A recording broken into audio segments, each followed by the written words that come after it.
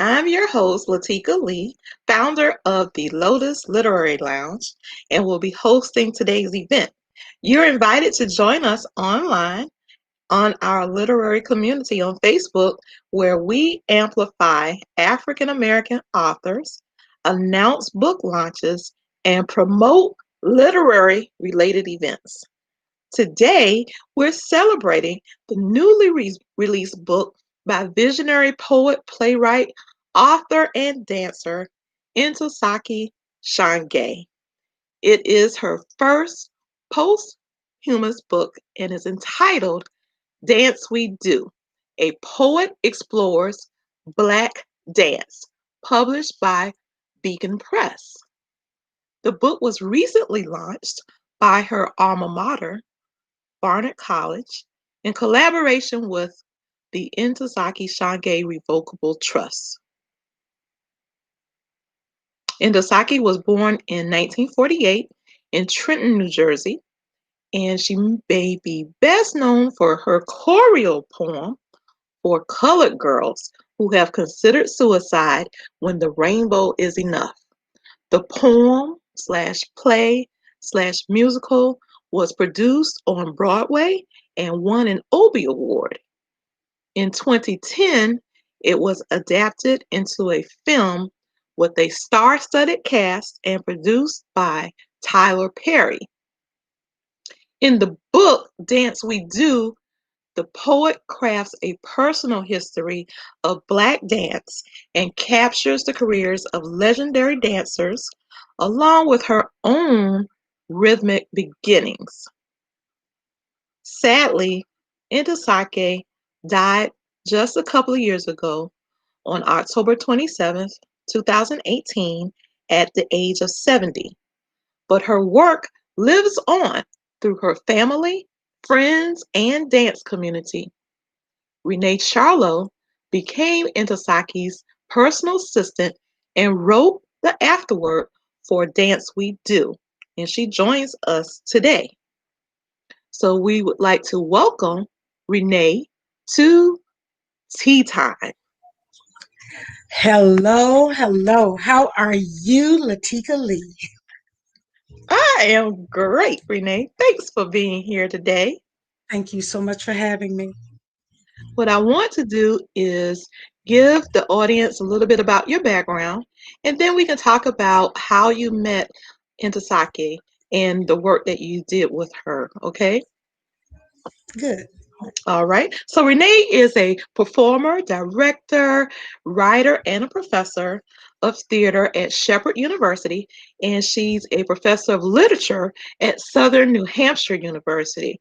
Renee was the personal assistant to Ms. Shange from 2014 to 2018, where she served as associate producer and assistant director for the production of Lost in Language and Sound at Caramel House in Cleveland, and directed full productions of for colored girls at Virginia Commonwealth University in Richmond, Virginia, and Bowie State University. She was in art therapy at the Pratt Institute with the thesis Found God in Myself Too, an ethnographic examination of the writing of Ntozake Shange. So, Nay, tell us, how did you meet Zaki? Now I'm shortening her name to Zaki. That's fine. That's wonderful. And that's what we who knew and loved her personally called her. That's how we referred to her. I'm so honored and humbled to be a part of this important event. I want to thank you, Latika. I want to thank Beacon. I want to thank the Shange Williams family and the Shange Revocable Trust managed by Don Sutton. And of course, my family and friends for their support. I also want to thank the dancers that are profiled and mentioned in Dance We Do, because if had they not followed through, we would not have been able to pull this project together. Um, as you mentioned, Ntozake was a poet, she was a playwright, a performance artist, and an activist. Her name means she who walks like a lion and she who carries her own things. And Intozaki was born into the world of arts and activism as a child. And she participated in a lot of arts based activities, including the Black Arts Movement, which she came after that, the Black Liberation Movement, the Puerto Rican movement, and of course, the sexual revolution.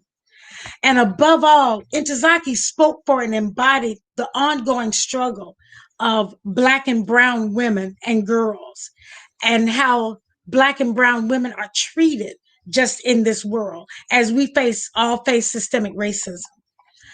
Um, Intozaki authored 15 plays, 19 poetry collections, 6 novels, 5 children's books, and 3 collections of essays. And she was near the completion of Dance We Do at the time of her passing away. And I'll get into a little bit later how everything came together.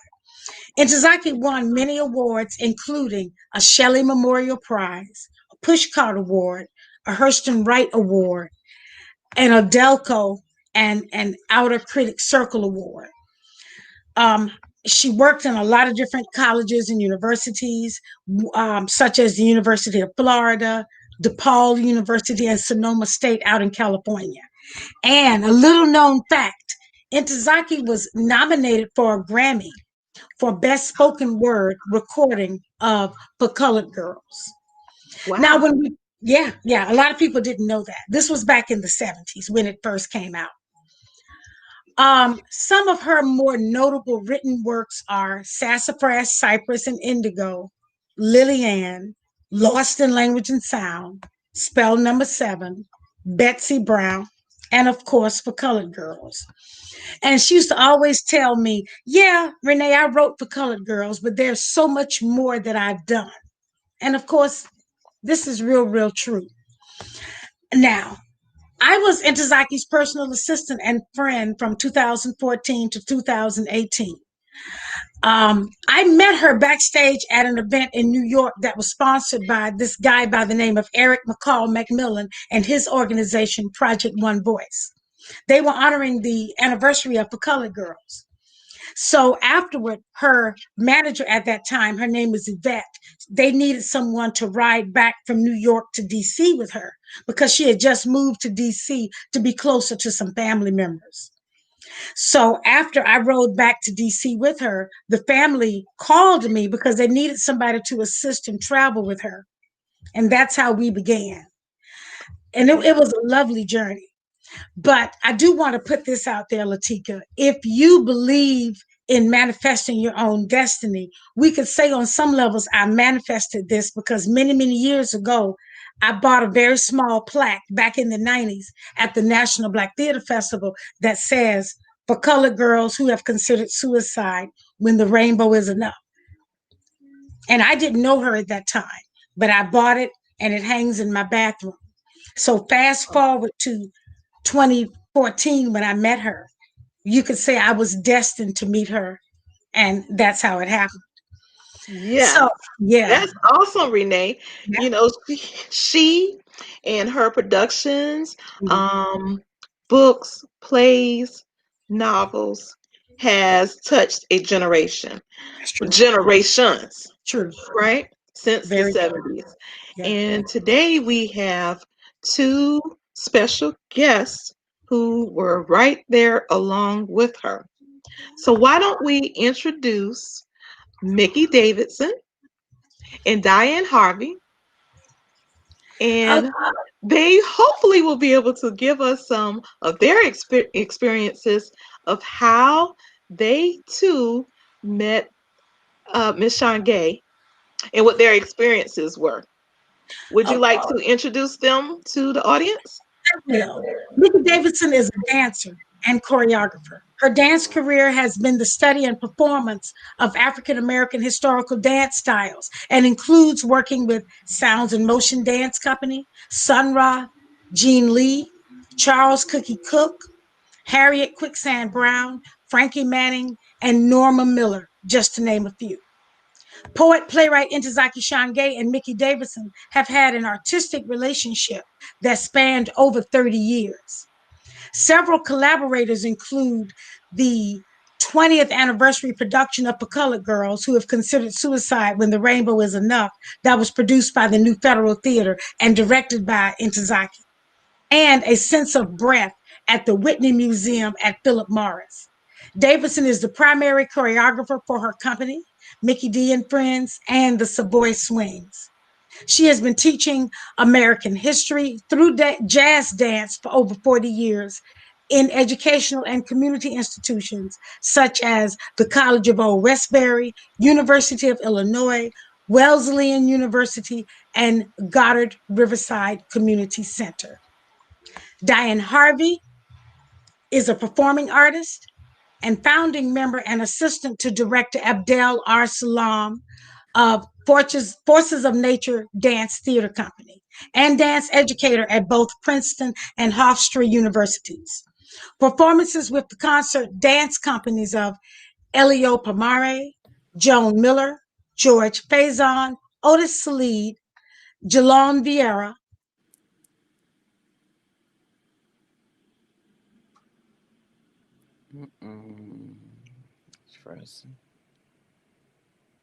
It looks like we may have lost Renee for a second. Let's wait to see if she comes back for Diane's bio. But Diane, you have danced, you have choreographed, and been a friend to Intozaki for years and years, along with Mickey. Yes. Yes. Well, while we wait for Renee, why don't we go on back? I'm going to start with how Zaki and I met. We were both at an audition for Sounds in Motion, directed by Diane McIntyre, who is also in the book.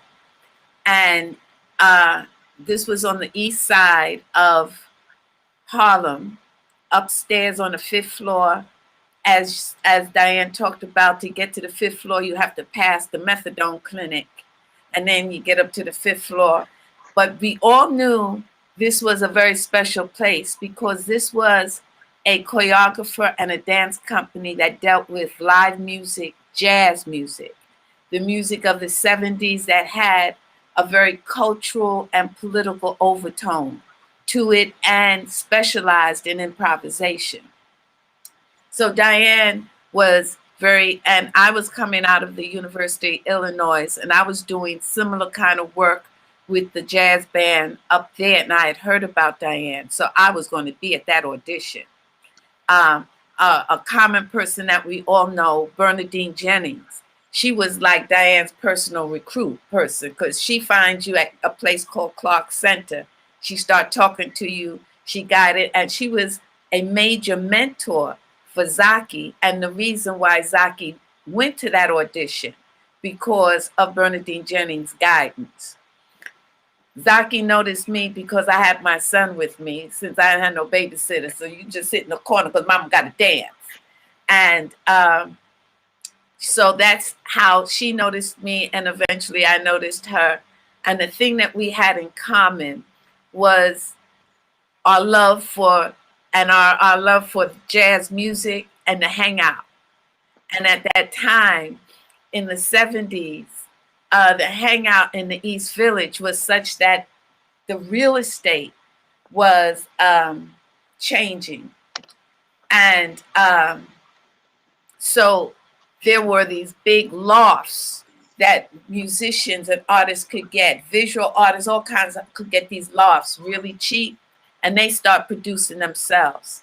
So you have the music in a place where you don't have a cover charge. They're not selling liquor, so you can bring your kid with you. And the musicians and the poets and even some visual artists, they would sit in and draw as the music is being played because they had that kind of space. So that's the other thing that brought Zaki and I together. And as she would, at that point, hey Renee, I'm gonna finish up. At that point, the poems For Colored Girls were out in the public. So for Zaki, these places where she could sit in with live music and have dancers hang out were places where she started workshopping and working with pieces that were other than for colored girls. So she didn't sit on her laurels, you know, and she and I went through a lot of poems, and I actually identified with Halifu, who talked about she had to grow up with Zaki calling her at 2 and 3 o'clock in the mornings with the colored girls poems.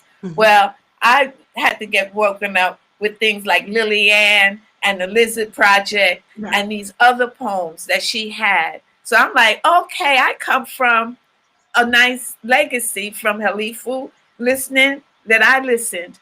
Then we had that opportunity to take it out of a totally improvised situation into places like Freedom Theater in Philadelphia and Rights and Reasons at Brown University and also at the National Black Theater festivals to start putting this freedom into form and understanding that Zaki was, I mean, she was not just creative, she was a very smart business lady in terms of the arts and how to go into different areas of the arts and be successful. So that's where I felt very honored. I'm like one of the 3 major choreographers, dancers that she had that she knew she can count on in any situation to get her material across. And then at places like New Eurekan, she could then experiment with her material between totally free and structured, and actually was in that, to me, in the process of how to in real time cultivate the next generation with that balance between freedom and structure. And that's how I'm going to turn it over to my sister friend, who is the queen, because we came in like from 2 different doors. I came in from freedom to structure. She came in from structure to freedom. And here we all come together with Entezaki Shange. Now, Diane, so we have Diane here. And she's been shaking her head as you've been speaking, agreeing with what you're saying, and remembering those times and how you all met and what it meant and the impact of workshopping in basements and people's homes and bars before you really, quote unquote, went out into the world for the world to see. You worked it out ahead of time with all of the improv. So, or you let it live. You let it live. So you're not so much. See, that's where she could let something live on its own based on all of these different situations. And then as it has just lived for a while and she plays with it, you know, she like played with her stuff, man. Then these are her toys. Then she could guide structure without restricting it. Yes. Right. Okay. So we're going to bring Diane in. Okay. I'm so honored to be here and to share this time with Renee and my sister Mickey. I'm so looking forward to this session. Latika, I came in the exact opposite manner to Mickey. I was already performing professionally. I come from a background of structured dance, which was something that, as I keep looking back in my own life, this was something I wanted. I wanted the structure of the Western aesthetic. I wanted to know how to control my body. I wanted to feel what I determined was the power of how to make my body do these things and make these shapes in space and carve out this and that. Um, so I had already done The Wiz and Timbuktu on Broadway and danced with the companies that Renee mentioned, Ilio Palmari, he is still my dance father. He has crossed over as well. He is ancestor. Um, and learned how to use the technique that I've been blessed with the instrument that I've been blessed with.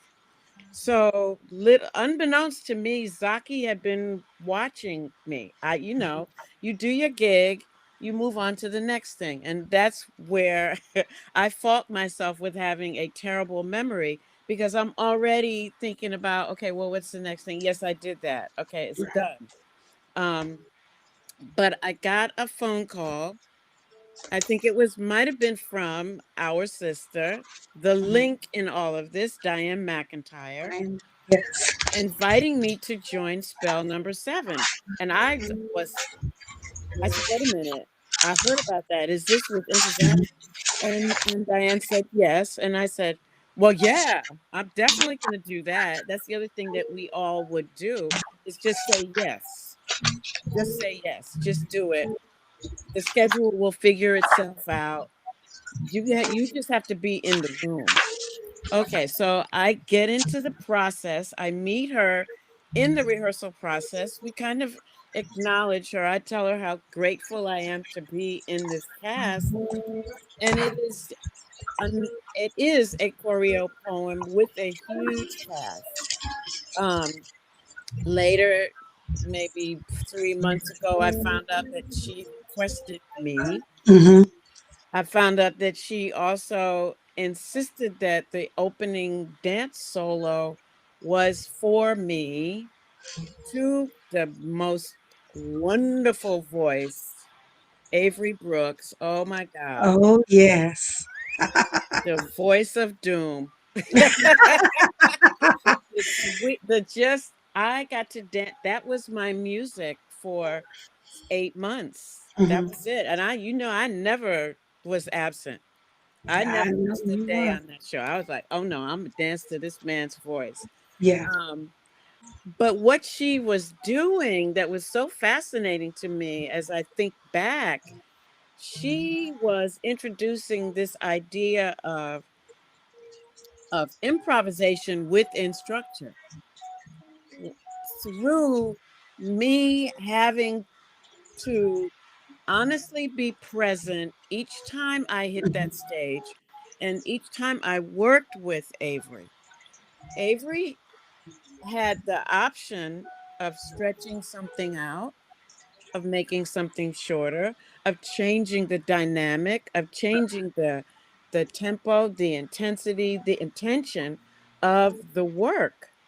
And I had to make my shift and make my change in all of that as well in order for us to continue to work together to create whatever the poetry was, whatever the dance was.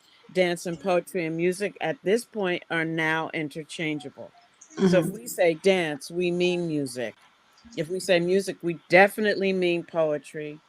And so that was the beginning of my investigation of this whole thing working with Zaki. In later years, I would go out on the road with her and Hmm. interpret her poetry readings, and there are a lot of funny stories about those.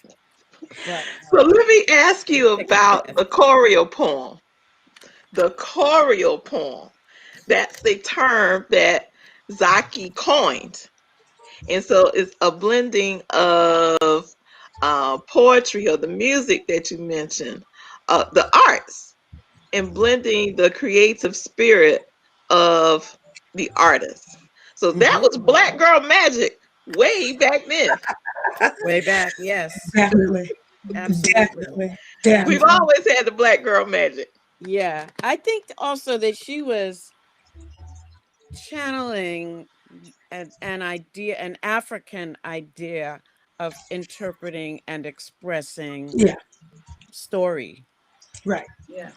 I think that she was bringing it to the forefront of, and I'm going to call us who I believe we are, Black Americans, Right. in the scheme of how we will express our stories, Hmm. which is to combine. We are, I say I like a good stew. I don't necessarily like my food all separated. I love A to good blend stew. I don't know what that is. I don't know if that's my gullet upbringing, my Mhm. family. It Mhm. probably is, but I prefer a stew over anything. A good So stew. So, speaking of And Gullah, all of that I'm a works. descendant of Gullah also. So okay, where are you sis, from, Diane? Charleston Oh yes, in yes, the house. yes, Yeah, my yes, great grandmother. yes. So that influence of Gullah permeates throughout the United States and Yes, the it world. does. Mhm. So that is bringing African traditions over to America. Right. Yeah. And It I went mean, from it happened in the music. It Yes. did. We Yeah. don't. So if we look at the history of the music, there was always the spoken word. It was always movement. Mhm. Once we kind of, as we're trying to be integrated, we're working with the other cultures that separate those Yes. things. Yes. Mhm. And for us, in order to be out there, sometimes we have to separate. But during that 70s, when the artists took more control of their aesthetic through these alternative situations, Mm-hmm. that's where it could come back together. So Right. that's where, when Halifu said she was improvising with Farrah Sanders at the village gate, Right. In you the could sense. walk into Right. those things, and I'm going to go back a little bit to another Mhm. person who's in the book, Ilio Palmari, who Right. That's is right. Yeah. now, he was a supporter, so that he knew both of us. That Yep. was Mhm. his baby. But there was that time, and I always laugh when he said to me, movement comes easy to you, learn how to control it. And here she is, the control person of movement, and she got to free it up. But we, during the 70s and what we call the loft era, we lived our art, we lived Right. our politics, Mhm. Mm-hmm. and that's what was the playground, Entazaki's playground, that she then was able to institutionalize it into what we call normal theater, or Yeah. the commercial. The commercial theater. Right. Commercial theater. She figured that out, but still kept her connection with communities that fed her. Exactly. The Yeah. commercial art didn't feed her, communities It's fed her. theater. Yeah. And I she, think it was a struggle for her to contain herself. mhm. And I think that spell 7 was the closest that she could get to Yeah. being having her being and having her play her choreo. This became a choreo drama, but Right. having her play inhabit the spaces that she enjoyed and felt most comfortable in, because spell 7 lives in a bar. Yeah. You Yeah. were in the bar, and it was such a weird thing Mhm. dancing at that point in my head, but it was a gig, it was a Right. chance for me to get a good paycheck, to play with Avery, to play with Mary Alice. Zaki was in it at that point, to play with Reno Ibae, to play with these brilliant, and Oz Scott was our director, to play with these brilliant people, Lori Carlos, and sit at Yeah. their feet every night and get fed by them, and to start to grow in the consciousness of Entezaki, really. Right.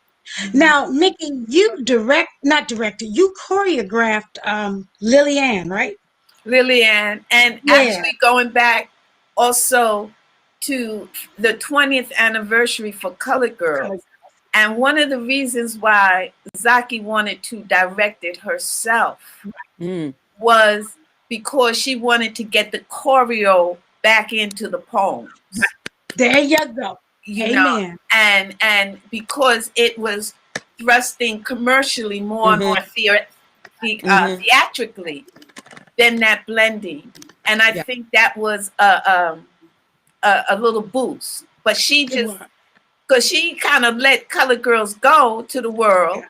but she just Right. needed to get that, she needed to feel that herself, yeah, yeah. and within that process of us layering she would stage it, and I knew, and then to put in the movement, and then at different points let the movement be free, and then bring it back, and I think that gig we did together at New Eureka, Yes, also brought that, where she used the same material for a whole week, but used us as the main structures without us communicating, but then putting a neutral artist, and a young one, a young neutral artist in the middle of all of us, on the middle of both two of us, right? with the same material. Yes, That gave her another element of working off of seeing how the little one is going to work with that material, And I think that was a real important progression that, that gave, I know for me, it gave me something to look at very carefully in how do we transmit that freedom of structure to young people who aren't necessarily into that type of music. Definitely. Yeah, and introduce that music to them. Yeah. Because I don't know what they're listening to. I do want to bring something up, ladies, before I forget about it. Diane, you have an interview in the book, and your interview is the length it is because we didn't get a chance to finish your interview because, of course, Intozaki transitioned. And I just want to go on record as saying that there are some. It wasn't because we didn't love you. We were traveling. We were scheduled to travel the month that she passed away. And I always like to do these book talks by taking a moment to mention the people who are mentioned who did not get profiled in the book. So give me a second and let me go to that section because I like to give them their flowers while they can still smell them. While this book is one of the final works she penned, it is not entirely complete. This is from my afterword. We did not have the opportunity to interview and observe the work of many of her esteemed dance colleagues. Travel plans were in place, and appointments for us to observe rehearsals had been arranged. However, she made her transition before we were able to meet with and ultimately include in this book George Faison, Jawale, Bill T. Jones, Amani Payne, Stanzi Peterson, Chuck Davis, Tito Sampra, Oqui, Devon Doan, Lorimer Machado, and Anna Glass. Others, such as Camille Brown, David Lois Farron, who couldn't be with us today, she was a little under the weather, and Diane Harvey were interviewed, but her personal portraits of them remain incomplete.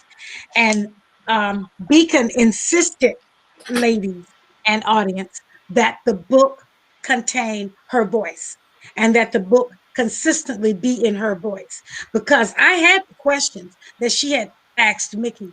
And I even volunteered. I said, well, I'll get in touch with Diane Harvey and I can ask her the questions.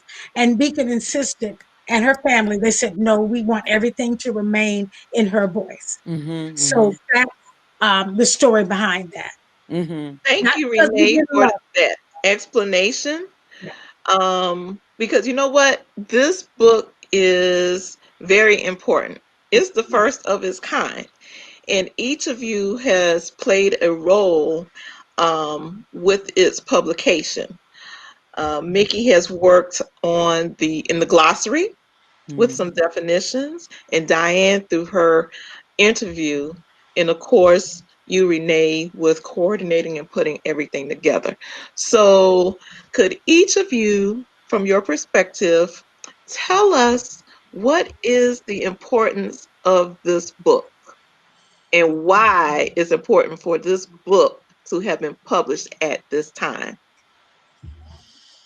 I'll go first. Okay. That's a good thank you, Latika. That's a real good question. Thank you for that. Well, I think for me, the book opens up the possibility of us looking at our own culture and aesthetic in a different way and a more holistic way, because she crossed lines and boundaries in terms of, and they all have to do with us as a people surviving and developing in this country. And that goes back into the glossary.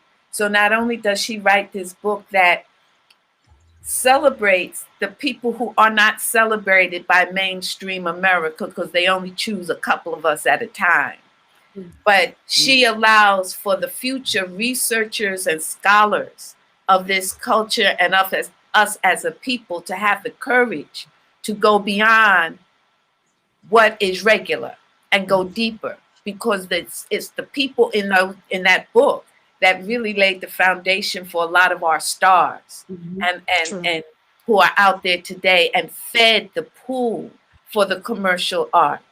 And the glossary for me filled in a lot of the stylistic, generational, and cross-cultural terminology gaps that we have. So that something, and then it put into perspective with some of those terms the historical points of something like the cakewalk, that it wasn't just in the 20s, or the Charleston, the roaring Charleston, that it goes all the way back to the continent of Africa and the culture.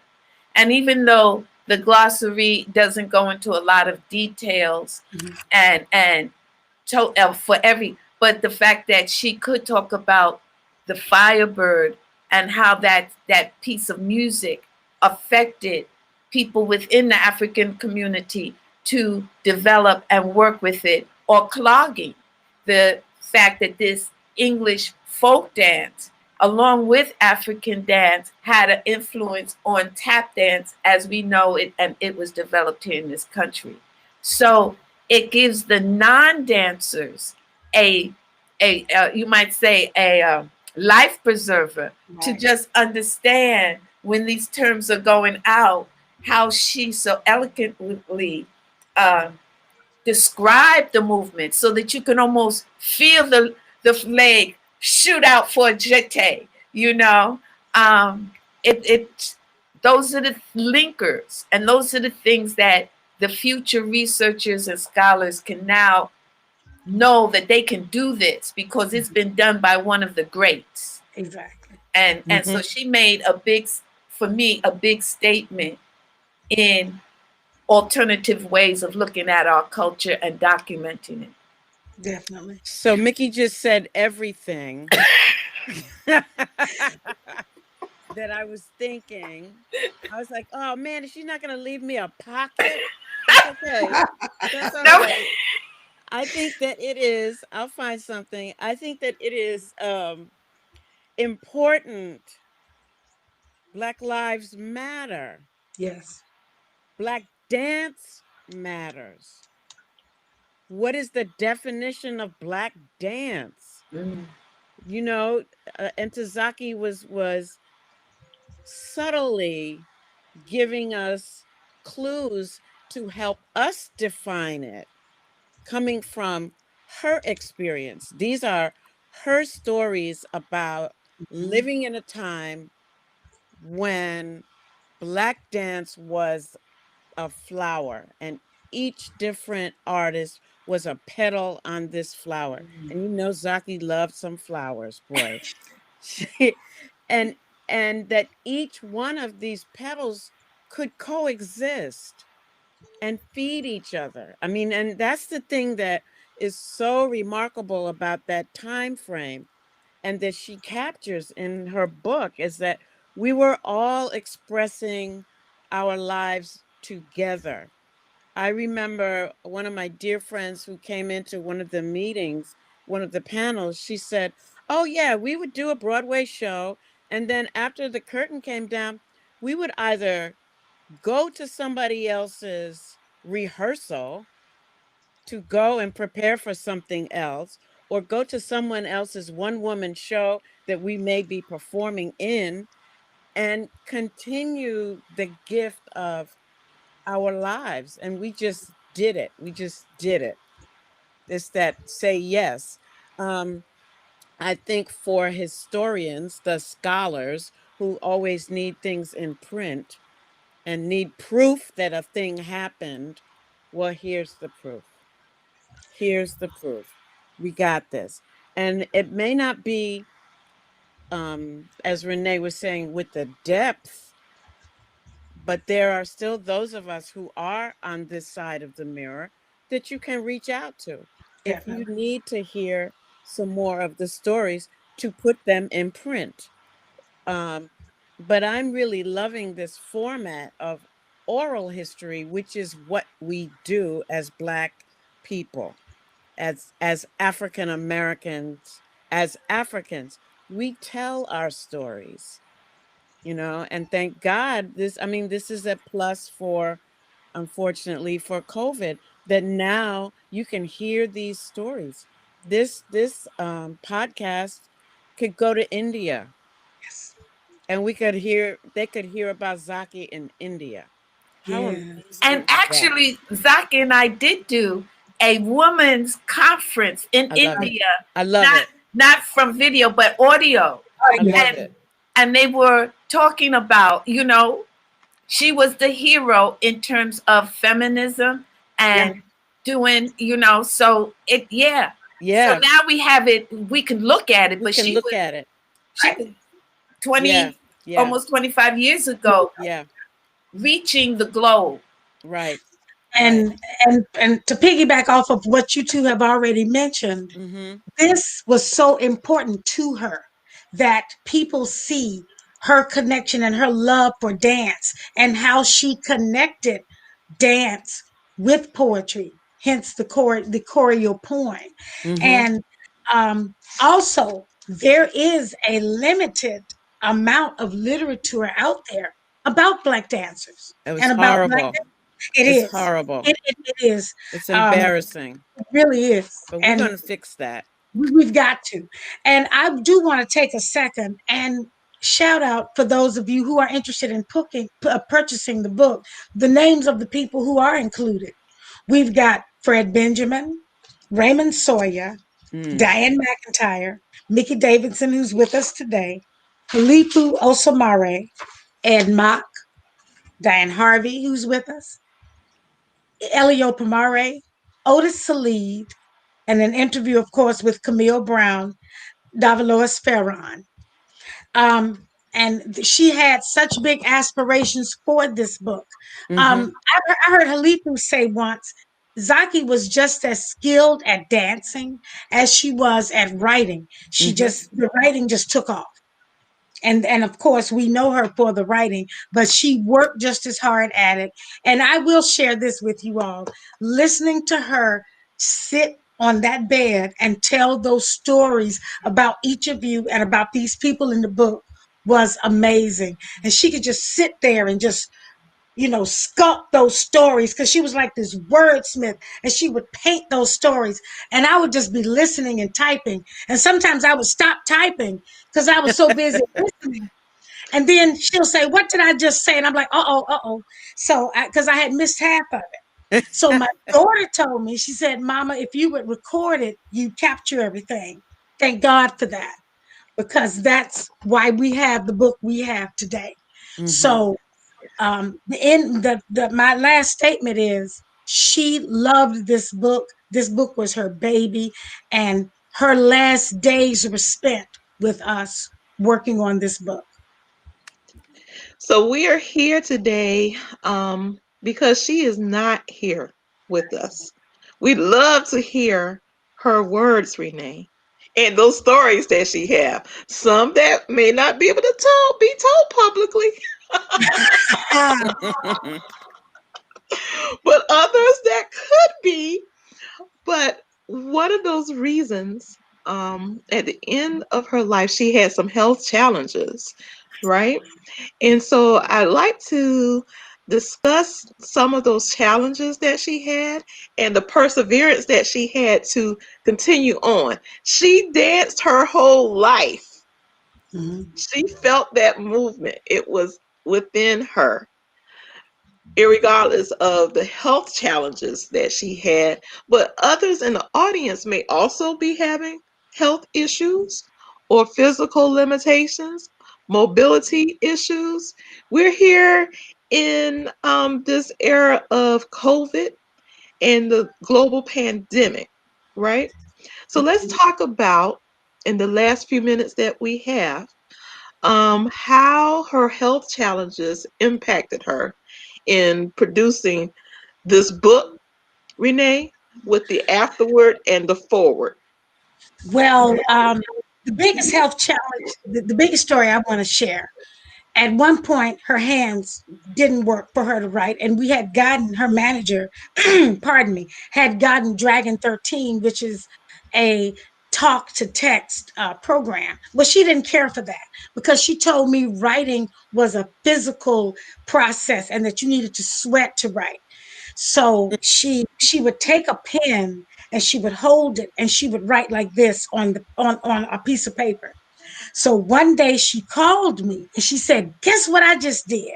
And I said, "What?" She said, "I just wrote a poem." And I pulled over. I was driving and I pulled over to the side of the road and I started crying. And she started crying because I knew how much writing meant to her. And she was unable to do it because she was unable to use her hands. And think about not having use of your body and your body not being able to do what you commanded to do. What poem was that? That poem was about the Pulse nightclub shooting.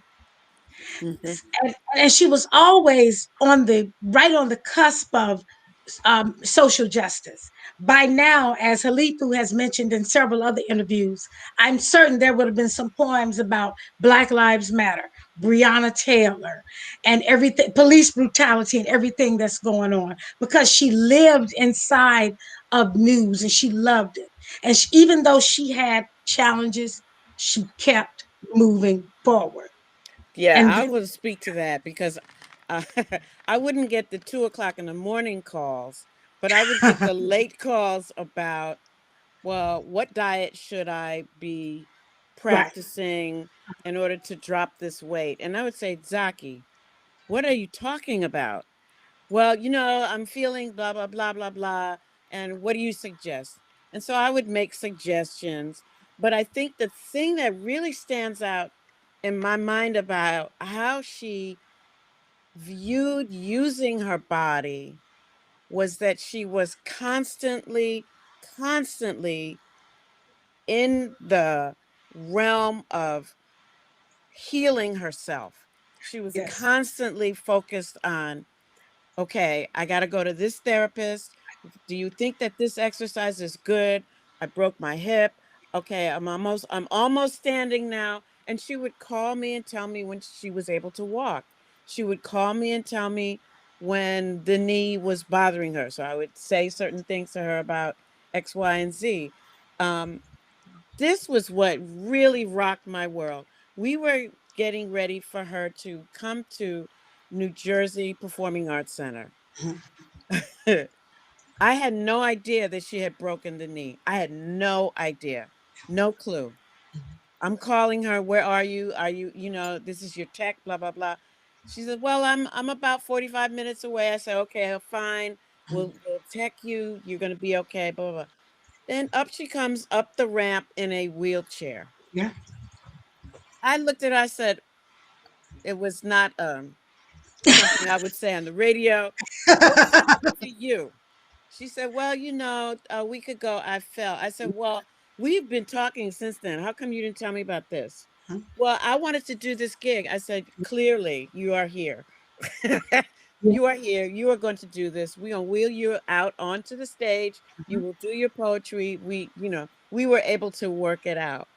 But it was that spirit of determination and that spirit of, I am going to make this thing work, Mhm, and I am going to work this body to achieve my goal of sharing my art and my ideas and my thoughts and my will yeah. with my audience. Go ahead, Mickey. Yeah, go ahead. Well, everything she said is absolutely right, but she also was able to do that and keep it going because of the circle of support she Amen. had around her. so that if she did get discouraged, there was always somebody there to say, nah, no, this is going to happen. The other thing, many, many years before she really even got sick, she had anxiety that would make things happen. And the anxiety would come when she had to go on book tours. And so one day she was like, and this is going to happen. It actually manifested itself physically. The anxiety was that deep. And I said, baby, you have done everything you need to do. You don't have to do that if you don't want to. But her commitment to the people was, if I don't do this, will I be a failure? And at that point, my mouth never said that she should not do, because whatever she was targeting to do, she did it because she felt obligated as a leader and as an example to her people, and she understood that power. Just like that book, because of who she is, the publisher, everybody had to pay attention. Yeah. And that's how she used her power. So what I gather from the two of you is, in talking to you, is the sisterhood, right? The circle of sister friends. So like after a show, when you're creating and producing something to be born, you had a group of people, a group of women that you could go to, depend on, and say, hey, what do you think about this? That's not going to work. Well, you know what? Go ahead. Yeah, you got this. Go ahead. Can you talk about that in our last? You know who I had to think of was Ella Moore, the Charles Moore Dance Company. Yes. And I was doing a concert, and I had this white thing on my head. During intermission, she came backstage and said, "You take that thing off your head." And I took that thing off my head, and but that's the kind of love that people gave, you know, and Zaki was right up in it. You know, if something wasn't right, out of the love, we just had to call you out. Oh, yes. Yeah. She used to tell me, Renee, if I'm not acting right, if I'm not doing what I need to do, you pull me to the side and say, Zaki, that doesn't look right, or that doesn't look good. And she would always receive it from me because I came from a place of love, and she wanted to do her best. Yeah. And I did want to throw this in real quick. That anxiety that you were talking about, Mickey, that came from when she wrote for Colored Girls. Remember all of the heat she got from the angry audiences and the men, especially the black men, who thought For Colored Girls was a bad thing and aired our dirty laundry. So she would receive a lot of hostile audiences. And I think it gave her a lot of anxiety because she didn't know how she would be received or how her work would be received by an audience because of those incidents. And she and Aoife apparently would get booed, and somebody threw water at them once at an event For Colored Girls. And she was a very sensitive person. You know, so that's the truth. How we felt about her was important. Was very important. You know, and so that there was one day I did kind of call her out on some behavior. And then later on she came with just this tense. She says, "Are you ashamed of me?" Yeah. Wow. And I was like, "No, baby, I just love you, and you just can't do that when you with me." Yeah. You know, but to have that kind of honesty and be able to as you say, we could love up on each other. We didn't have to see each other all the time, but just knowing that we were all walking the planet. Yeah, we were there. But that's that sisterhood. Mickey and my relationship now has gotten even closer as a result of Zaki pulling the strings from wherever she is. I know that it's happening. Yeah. I can feel it. I can feel it. I can too. Yeah. And I think that my other funny story about Zaki was she would call me, and if we were getting ready to do a date, we would talk about what clothing we were going to wear. And do you think that this gold lame is better, or do you think that the silver? And I would always say, girl, just bring them all. Just bring it all. Just We'll bring it on. decide when we get there. And so that was always fun to see what we were going to wear. And my sister did love to dress. Oh Yes, my Yes. goodness. yep. She loved beautiful Yes. Dress up. outfits and her hair and her face. She loved to She look And her loved beautiful. it. nails. And the Yes. nails. Oh, yes. Oh, Yeah. yes. So, ladies, we have about 2 minutes left. So, we want to let everybody know about any upcoming projects that you may have or events that you may be involved in. What's next for you guys? Woo. Okay. So Forces of Nature, um, that normally, which is a company based in Harlem, that my husband Abdel Arsalam and I and Dele husbands formed almost 40 years ago, will be performing virtually for Kwanzaa at the Apollo on December 27th. So we're just finishing up now editing a film, our first big dance film. So please check the Apollo website. Come on through. Come on through. Be filled in the spirit of regeneration, because we all need the healing right now. So hopefully that will heal the folks, heal the community, get us ready for 2021. Yes. Yes. Yeah. Yes. For me, I just finished all my stuff for the fall, which included the unveiling of Norma Miller's headstone at Woodlawn Cemetery. Ashe. So I am going to take off a little bit of time to play catch up so that in January, I start a series of master classes for young people in the idiom of jazz. And I'm back opening up, being inspired by Forces of Nature that we've started back with our rehearsals on Zoom, just to keep ourselves moving and growing, and using this opportunity that any young people we can bring in. I'm doing a series of young people. I call them virtual field trips with a group out of Mozambique, London, Mississippi, New Orleans, Maryland, and New York.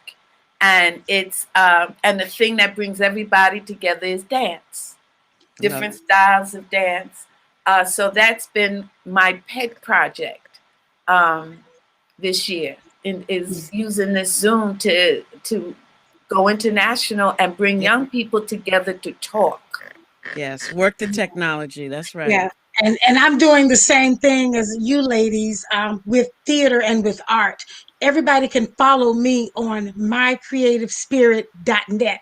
That's my webpage. In the spring, I'll be teaching art classes. I'll be teaching some acting classes, all virtual, all safe. And I also have a book club called Literati Shanghai, where we're going to dig deep into the other works written by our sister friend Intezaki Shanghai. The book club meets on the third Saturday in the month.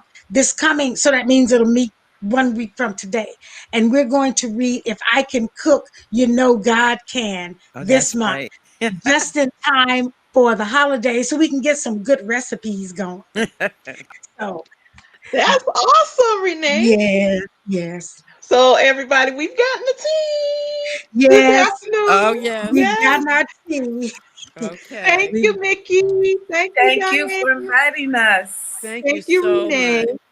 So, if you would Thank you. like to purchase a copy of the book, you may do so at a Black-owned bookstore, Sankofa, located in Washington, D.C. The title of the book is Dance We Do, A Poet's Hey, poet. A Poet Explores Dance. Right. I'm sorry, I messed that up. Let me go back and say that again. I'm sorry. Renee, tell us about the book. It's Dance We Do, A Poet Explores Black Dance. Pick it up at your local, any place where you purchase books. And Yes, we ma'am. would strongly encourage you to patronize Sankofa Bookstore out of Washington, D.C. They can mail it to you, and you can have your book to start your reading as soon as possible. Thank you, everyone. Thank Enjoy your you. Thank holiday you. season Thank and you. have a great day. Bye bye. Bye. Bye bye. Be safe. Stay healthy. Yes. Here we go.